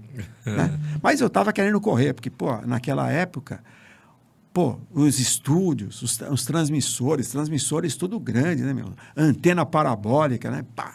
Aquilo tudo me assustou, né? Eu estava ali fazendo rádio comunitária, ali, a gente brincando, né, e tal. pegando no quarteirão, né? Fazíamos um programa de notícias chamado Jornal da Manhã, lá. A gente lia os jornais à noite e depois os jornais, ia buscar jornal que saía meia-noite para depois preparar para de manhã fazer. E era eu, Faínsky. Isso lá no bairro? No bairro. Caramba. E aí, conclusão. Bom, aí eu falei para o Faínsky, deixa para lá, vamos ver como é que se passa, depois a gente volta, né? Legal. Aí o que aconteceu? Aí, depois de uma semana ou duas, eu recebi um telefonema para ir lá para a gente, que eles tinham se interessado pelo programa, pelo projeto. Aí, então, o que aconteceu? Aí eu peguei e falei, legal. E aí, você tem algum interesse político? Eu falei, não, nenhum. O interesse aqui é fazer o programa, e não tem interesse político nenhum. Né? Já recebi vários convites, mas sem sucesso. Aí, legal, então você vai gravar as vinhetas quando? No dia que vocês marcarem. E aí, então, chegou o momento em que eles me perguntaram, e aí, você vai ser funcionário ou concessionário? Eu falei, olha, o senhor Osmar e o Jete me perguntaram, vai ser funcionário ou concessionário da rádio? Eu falei, olha, funcionário, eu estou no colégio, estou na universidade, tenho a minha vida profissional definida, não quero ser funcionário. Então você vai ser concessionário? Eu falei, não, eu também não tenho um grupo de pessoas que vai procurar campanha publicitária para manter o programa e a gente comprar o horário. Eu faço o seguinte, então, eu não sou nem funcionário, e nem concessionário. Eu dou o programa para as crianças das casas André Luiz. Olha isso, que legal. Isso, meu filho Rafael tinha 2 anos, né? Então acho que desde 1991, praticamente, eu subi e desci o morro, né? De Picanço para fazer, dentro das casas André Luiz, porque os estúdios eram lá, agora estão na 13 de maio. Então a gente subiu o morro para fazer o Chorinho Brasil. Eu falei para eles, né, que eu estava doando, que o Chorinho Brasil tinha 2 vertentes. Para os músicos de choro que não têm, os músicos, os instrumentistas de choro que não têm oportunidade na mídia, né? Uma mídia que muitas vezes cobra o jabá, né? E o grande foco da história, então, era para os músicos que não tinham essa oportunidade, né? E segundo, que eram as crianças das casas André Luiz, o que eu podia estar ajudando com o meu trabalho. E assim foi. Então, nós estamos lá até hoje, o programa está lá, nós temos, assim, na história do rádio brasileiro e no rádio paulista, nunca teve um programa especificamente de choro como é o Chorinho Brasil. Ele consta do almanaque do choro no Brasil. Então, assim, estamos lá fazendo essa parte da cultura brasileira e principalmente para as crianças. É um trabalho incrível, né? É um trabalho incrível que é prazeroso, é muito honroso poder participar. Até hoje a gente participa. Não tenho dúvida. Posso nem falar parabéns, porque, na verdade, o senhor ainda continua construindo esse legado maravilhoso aí, né, em todos os aspectos, né, na educação, questão de história, geografia, também agora a questão de filantropia, né, as crianças, enfim. Conheço o trabalho da Casa de André Luiz, também da Casa de Davi. Queria que o senhor falasse um pouco sobre o que o senhor considera que na Zona Norte poderia melhorar. E o que o senhor gosta? O que o senhor gosta da Zona Norte? Nossa. Restaurante, lugares que o senhor prefere ir? O que o senhor tem visto aí na nossa região? Olha, essa pergunta aí é pergunta interessante, porque a questão das perspectivas que envolve a Zona Norte, eu acho que a Zona Norte ela foi muito maltratada em vários aspectos. Uma das questões que envolvem esse maltrato, ela vem da ganância comercial e sem uma consciência sobre o que é uma região, sobre o que ela representa e sobre o que ela representa como bem-estar para a sociedade que nela se coloca, que resolve morar. Vamos falar de Jardim Brasil, por exemplo. Lembrando que aquela região foi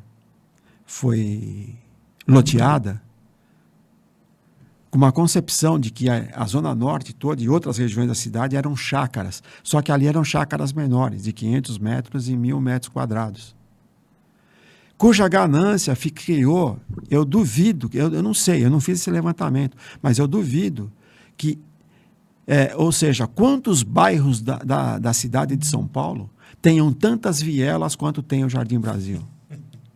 Eu não parei nem para pensar nisso. É isso é fruto da ganância, tá certo? É óbvio, a gente tem essa questão da necessidade econômico-financeira, mas o Jardim Brasil foi projetado para uma região de bem-estar, de plantio, contraditório a esse momento de verticalização da cidade.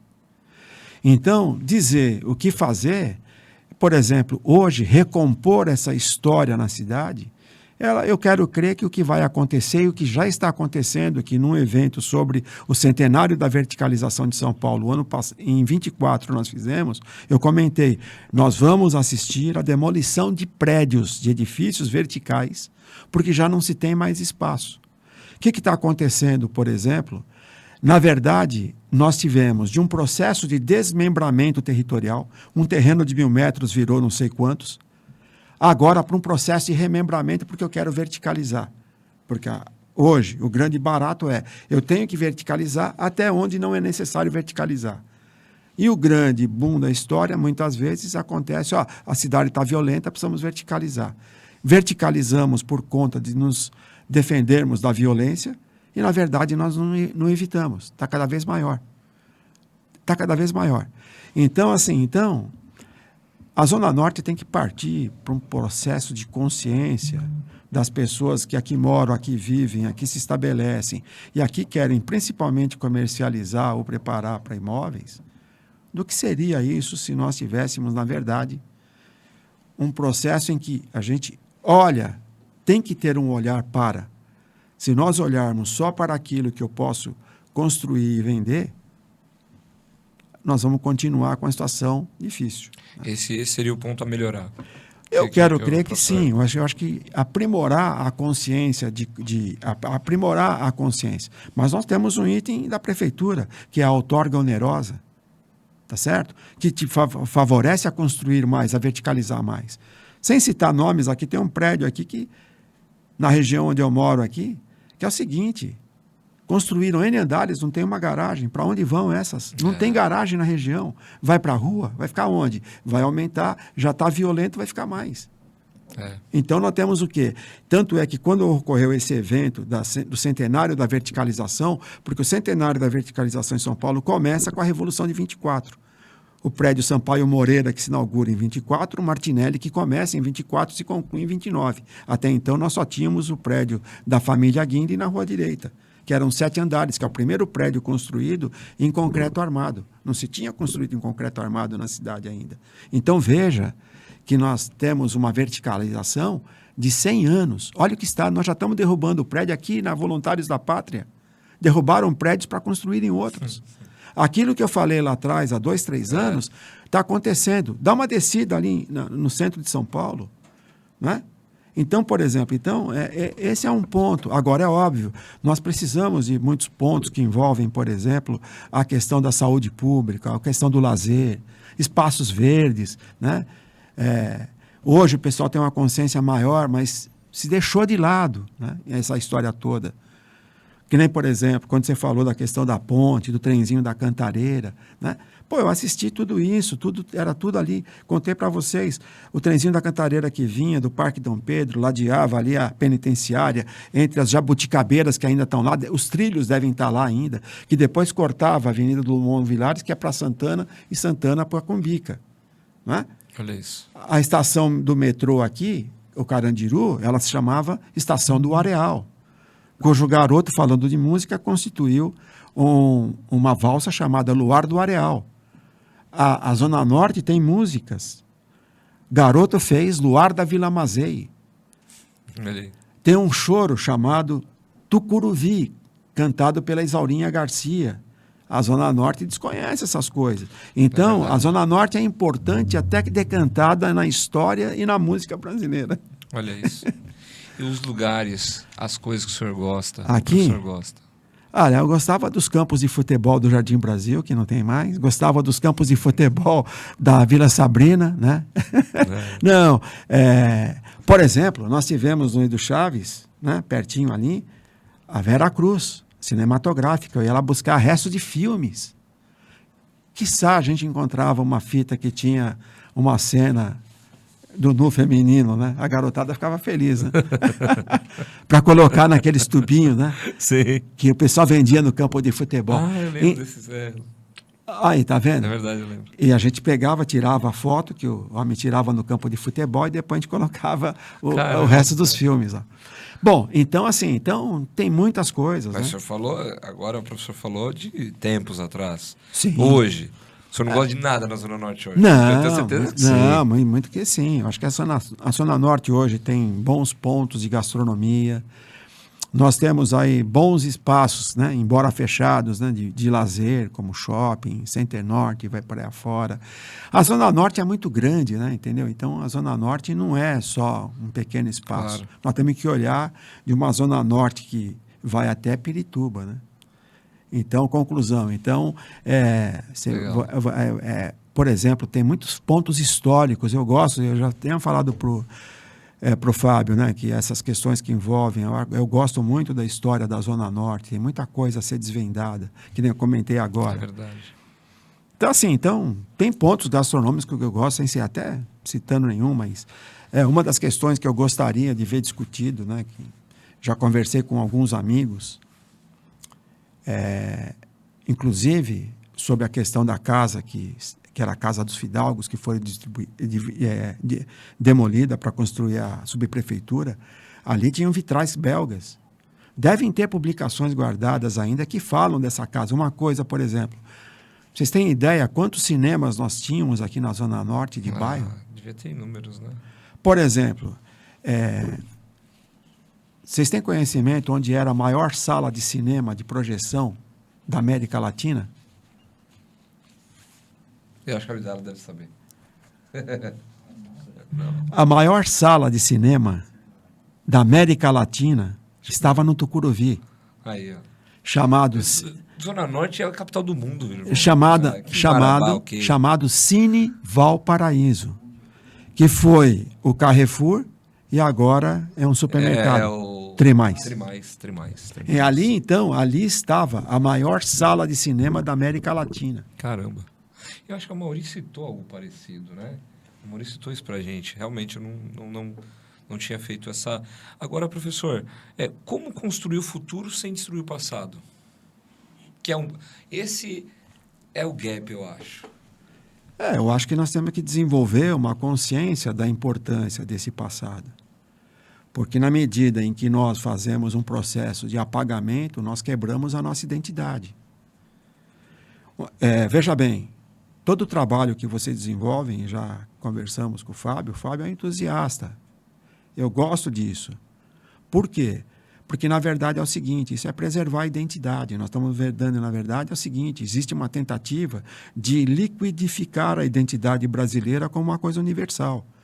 E outra coisa, quando nós vamos à Europa, existe uma questão que se chama bairrismo, mas esse bairrismo não é um bairrismo violento, é um bairrismo vinculado à manutenção da sua identidade local.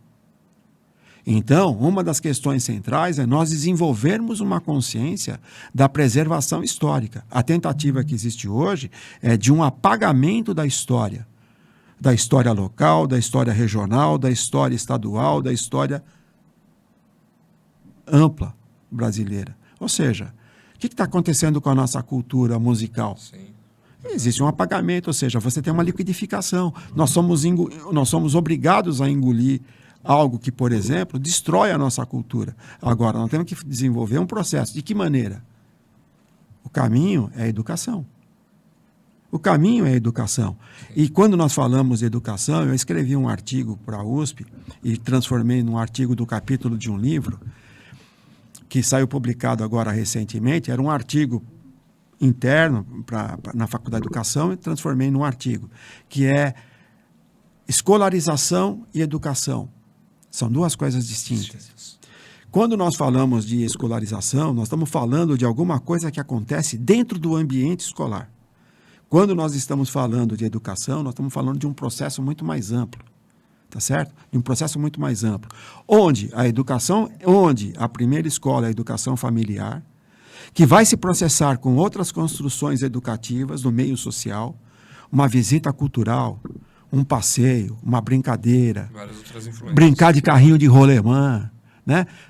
Sábado eu fui no aniversário do meu amigo Valdemar, que é a família onde nós criamos juntos, né? Uma das últimas lembranças entre a minha mãe e a dona Enedina, a mãe do Valdemar, elas comendo churrasco no mesmo prato, cortando no mesmo prato. Sim. Tá certo? Isso é uma dádiva da vida, Claro que é. do encontro e da amizade. Você não faz isso com qualquer um. Não. Aí o que acontece? Então, você começa com a educação familiar e você tem que ter outros espectros trabalhando esse processo de ensinar. Por meio de uma visita, vai ao instituto, vai visitar, conhecer a história do bairro, conhecer a história da família, tá certo? E aí você tem um processo em que você tem a participação da família, a participação da sociedade como um todo e a participação do ambiente escolar. Esse conjunto vai dar um processo de educação amplo. Aí, educação, ou seja, onde todos esses elementos são importantes para você construir um processo educativo de fato. Eu gosto muito de um provérbio zulu que diz o seguinte: a educação é algo tão responsável que nós precisamos da tribo toda. No Jardim Brasil, se eu fosse na Avenida Jardim Japão e um vizinho meu me visse na Jardim Japão em horário que eu não estava indo para a escola, seu Belarmino, Dona Emília, o Joãozinho está lá em tal lugar. Hoje ninguém está aí, tá certo? Num encontro com o Dr. Nuno Fidelino de Figueiredo, o pai veio instalar o Departamento de Língua Portuguesa na Universidade de São Paulo nos anos 30, e o Dr. Nuno, formado em Portugal em economia, é um dos grandes introdutores da economia e administração, tanto na USP quanto na PUC, e o introdutor da econometria no Brasil, tanto é que em 1948 ele publica 5 artigos na chamada Folha de São Paulo, Folha da Manhã, sobre econometria. Imagina isso publicado na Folha de São Paulo, explicando em 5 finais de semana, 4, 5 finais de semana, explicando por que deveria entrar econometria no ensino de economia e administração no Brasil. Aí ele disse para mim uma vez assim: Joãozinho, né, ele me chamava de filho, né? A minha vontade de solidariedade esbarra na porta do vizinho, não conheço o meu vizinho. Entendeu? Então... Professor, aqui nós temos um famoso Momentos Pneus Douglas, que é o nosso parceiro, né? O CEO é o Fábio, e nós pedimos aí a indicação de um livro, um filme, tem que ser um. Eu sei que o senhor pode dar uma gama de opções aqui pra gente, mas algo que te marcou muito, algo que o professor poderia indicar para quem estiver nos assistindo, ou um filme, ou um livro. Vou fazer diferente, um livro e um chorinho. Vou adaptar. Olha, para rodar no Pneus Douglas é o seguinte, ou para rodar com Pneus Douglas, é o seguinte, livro. Assim, tem muitos livros que me marcaram, até livros técnicos, né? Um livro, assim, super importante que eu li, são compostos de 2 livros grandes, dão mais de quase 2.000 páginas, chama-se O Mundo como Vontade e Representação, volume 1 e 2, de um filósofo alemão chamado Schopenhauer. Li agora recentemente, né? Embora eu tenha lido dele várias coisas, inclusive na área de matemática, e que foi Prêmio Nobel de Literatura, né? O Bertrand Russell, eu acho que vale a pena ler 2 livros. Um livro que chama-se Sobre Educação. Esse livro sobre educação é um livro que ele não fala de educação para professores, ele fala de educação para pais. E ele conta muito no trajeto da experiência dele como pai, em convivendo com os filhos. Tem muitos, né? Eu estou citando 2 aí. Tem um, para quem gosta, é o seguinte, chama-se Casamento e Moral. É bom ler esse livro. Também do Russell. O chorinho. Filme. Filme é um filme voltado para a educação.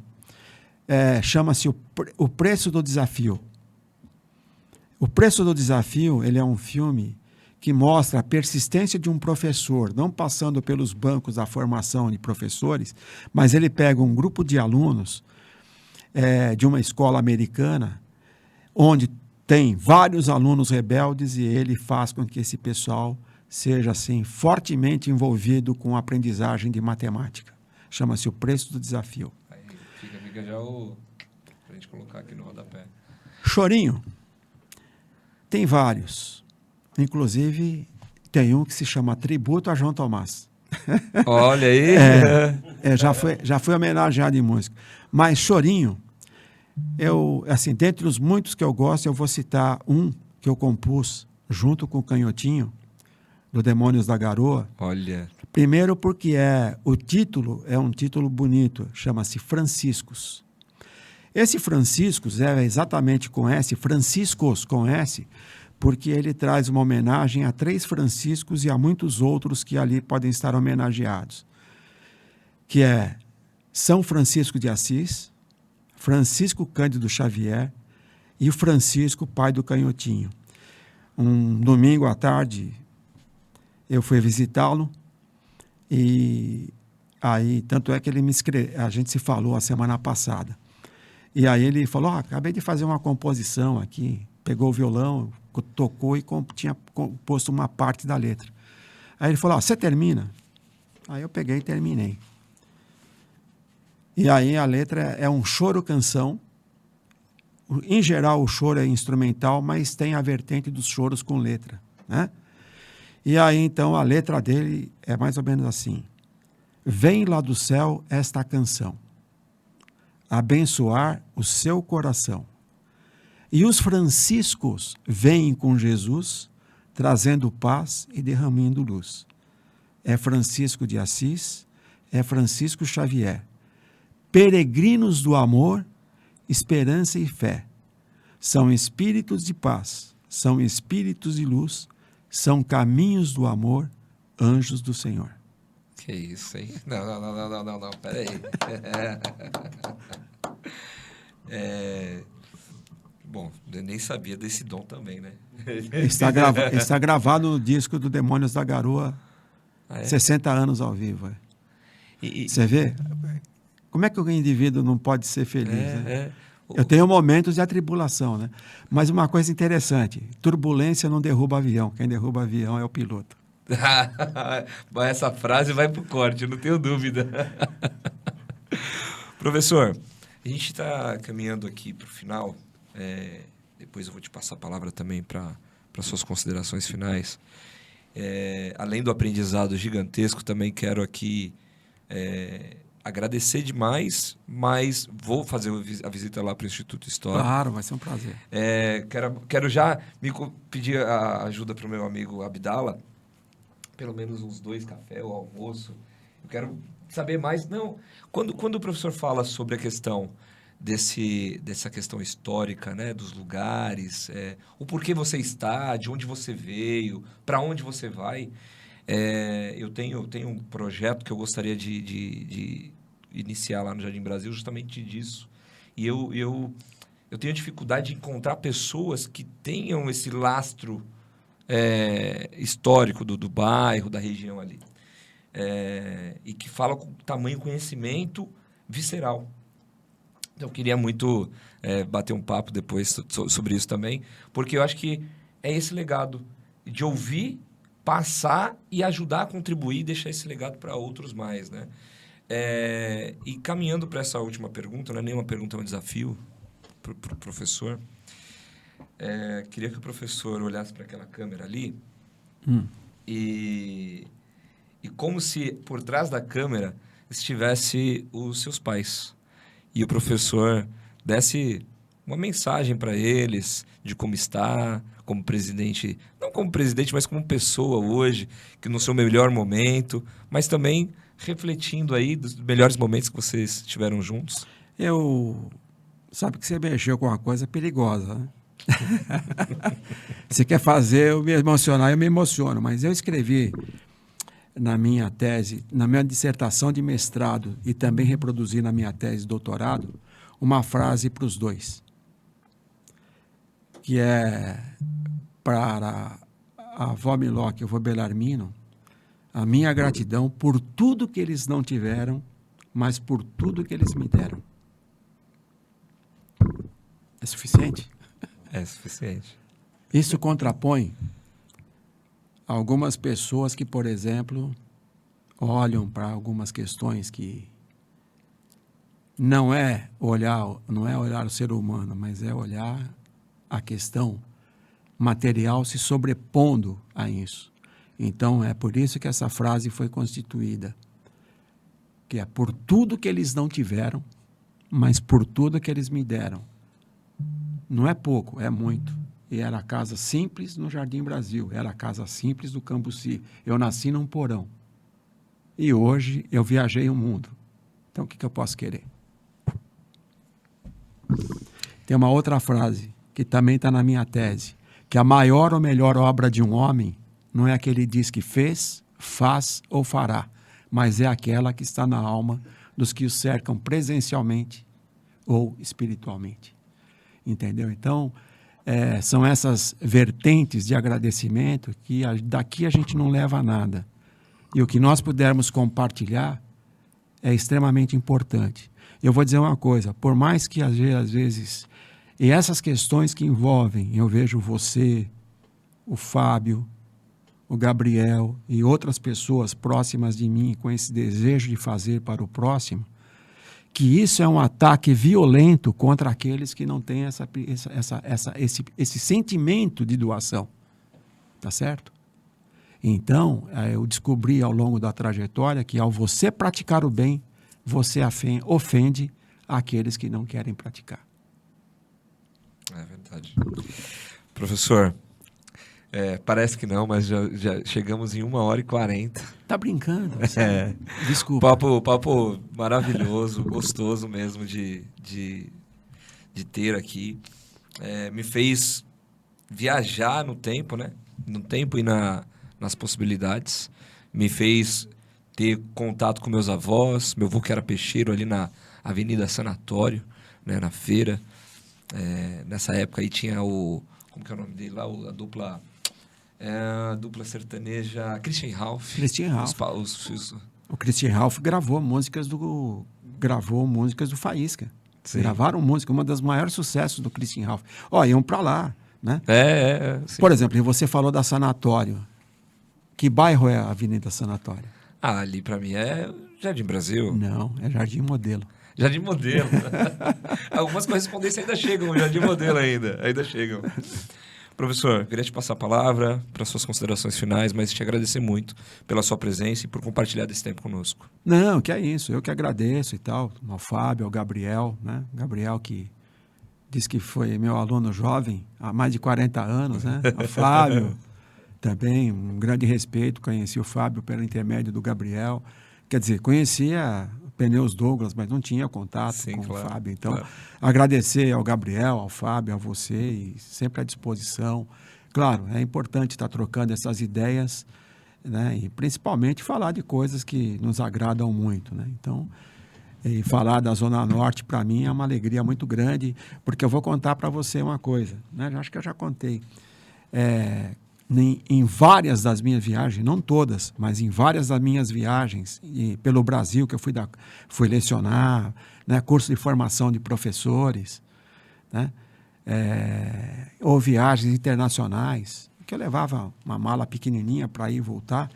Você não tem ideia, eu descia em Guarulhos, eu pegava o ônibus, não queria táxi, falava para minha família, nem vem me buscar, aí eu descia na ponte da Vila Maria.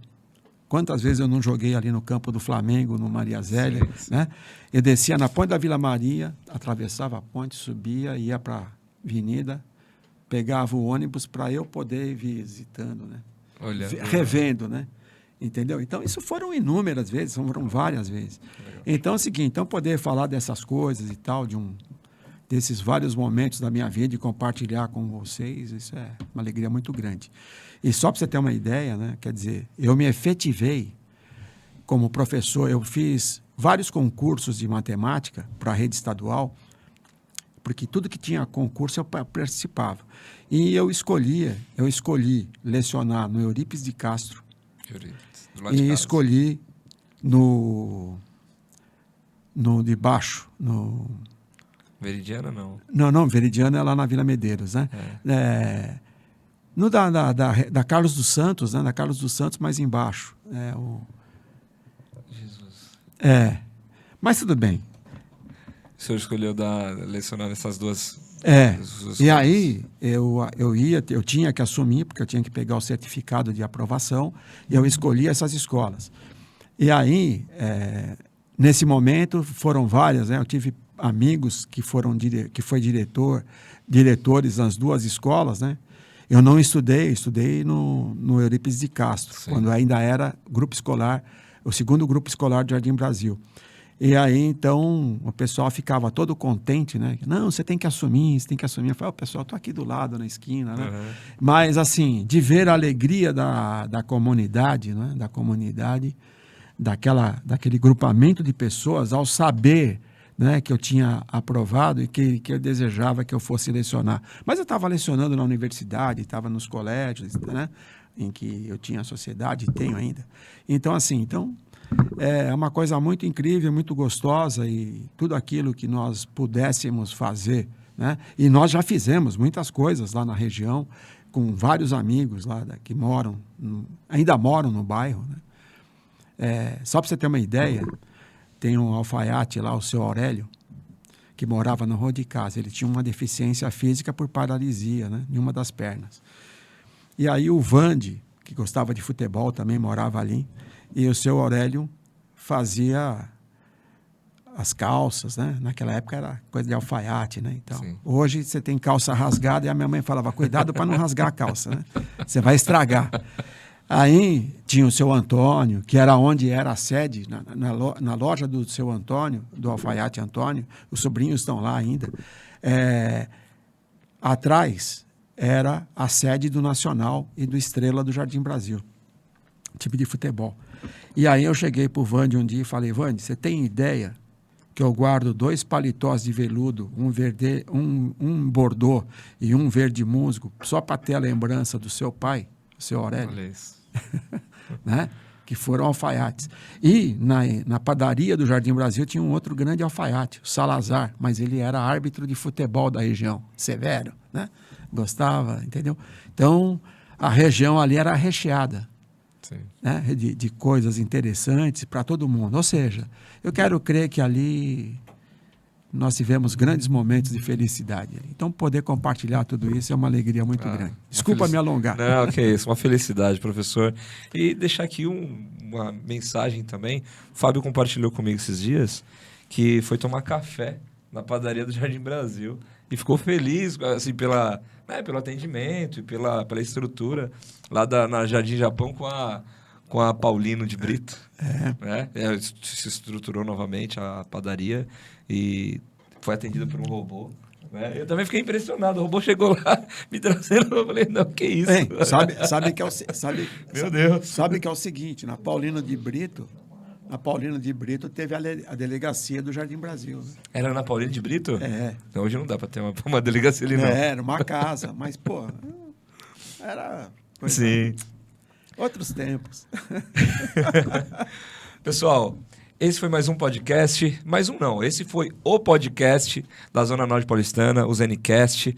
Fica aqui com esse episódio, tira um print, posta, marca o professor, marca o nosso podcast pra gente repostar também. Faça suas indicações, fique com Deus, tenha um excelente ano de 2026. E não esqueça, 17 de maio, Rolimã Fest, aqui na Luiz Dumont Vilares, na Zona Norte de São Paulo, Santana. Grande abraço, fiquem com Deus.